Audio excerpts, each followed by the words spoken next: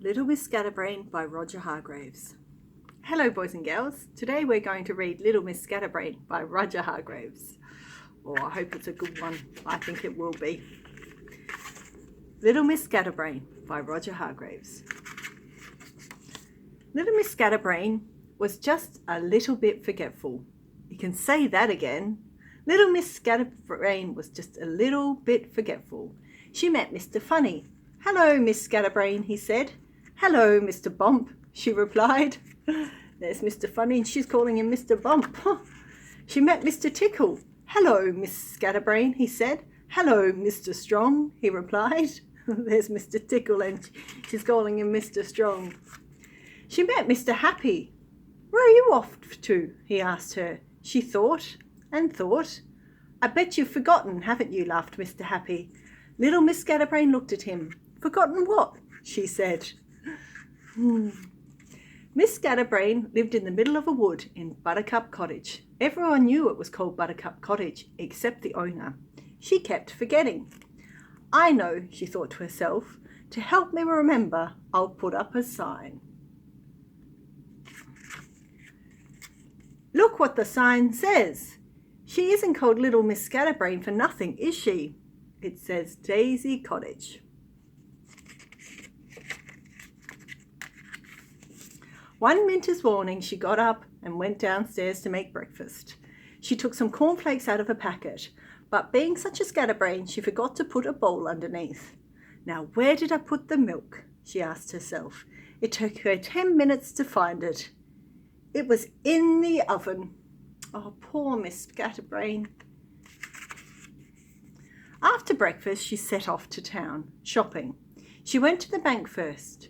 "Good morning, Miss Scatterbrain," smiled the bank manager. "What can I do for you?"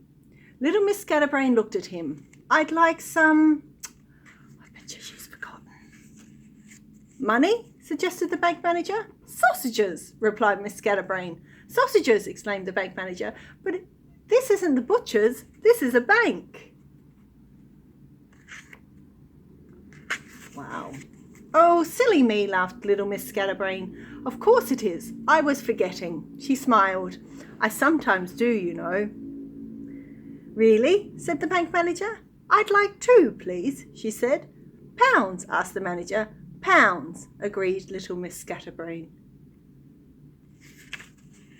The bank manager passed 2-pound coins over the counter. Little Miss Scatterbrain looked at them. "What are these?" she said. £2, he replied. £2, she said. "But they don't look like 2 pounds of sausages to me."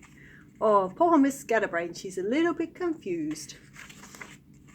Eventually, the bank manager managed to explain, and off went Little Miss Scatterbrain to the butcher. "Phew," remarked the bank manager.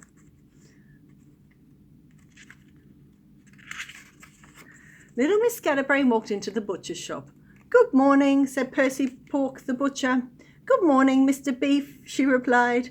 "Pork," said the butcher. "No," she said. "Sausages." "But my name isn't Sausages," he said. "Of course it isn't," she replied. "That's what I'm here for." There's Percy Pork. And she's calling him Mr. Beef. "Oh," said Percy, scratching his head. "What sort?"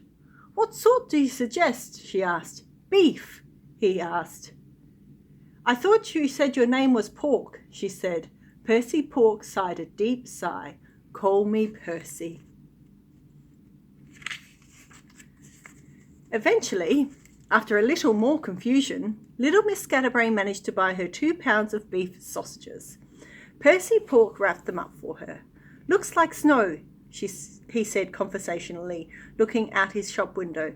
"Really?" said Little Miss Scatterbrain, looking at the brown paper parcel. "What a funny man," she thought to herself. "Looks like snow indeed. Looks more like wrapped up sausages to me." "Goodbye," said Percy Pork. "Good night," she replied, and went out to catch a bus home. Little Miss Scatterbrain stood behind Mr. Silly in the queue at the bus stop. Along came Mr. Nosy. He stood behind her in the queue. He looked up to the sky. "Looks like snow," he remarked. There's Mr. Nosy, Miss Scatterbrain. and Mr. Silly? Little Miss Scatterbrain looked at the brown paper parcel in her hand and said nothing, because she thinks it looks like sausages.